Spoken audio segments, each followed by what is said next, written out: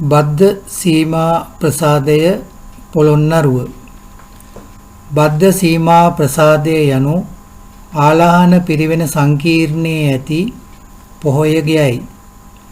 එහි වැඩ සිටි භික්ෂූන් වහන්සේලාගේ විනය කර්ම කෙරෙනු ස්ථානය මේ නමින් හැඳින්වේ.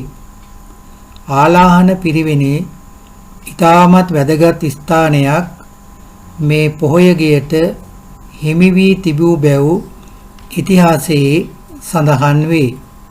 ලක්දිව වැඩවිසූ භික්ෂූන් වහන්සේලා පමණක් නොව විවිධ රටවලින් පැමිණි මෙහි නැවතී බෞද්ධ අධ්‍යයනය හා භාවනා කටයුතු වල නිරත වූ භික්ෂූන් වහන්සේලාගේද සියලු විනය කර්මයන් මේ ස්ථානයේදී සිදු කරන ලදී.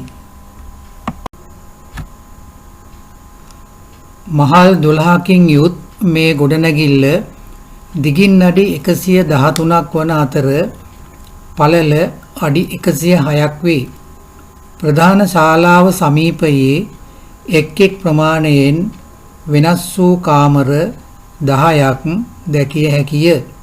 විනය කර්ම කරන ලද්දේ පහත මාලයේ හතරැස් වේදිකාව අසලය. වේදිකාව සමීපයේ උස් ආසන 4ක් දක්නට ලැබේ.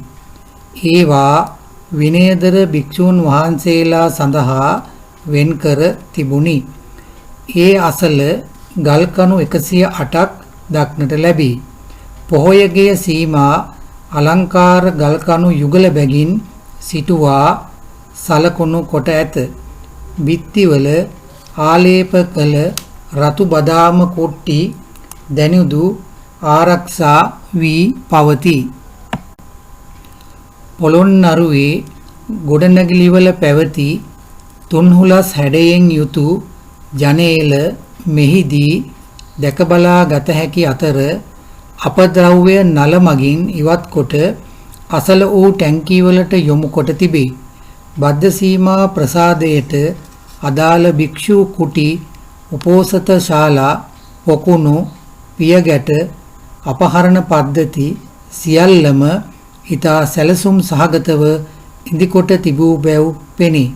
ආලාහන පිරිවෙනේ උසම ස්ථානයේ මේ ගොඩනැගිල්ල තනා ඇත්තේ මෙහි ඇති වැදගත්කම සැලකීමෙන් හා ඉහළම ගෞරවය ලබා දීමටත්ය.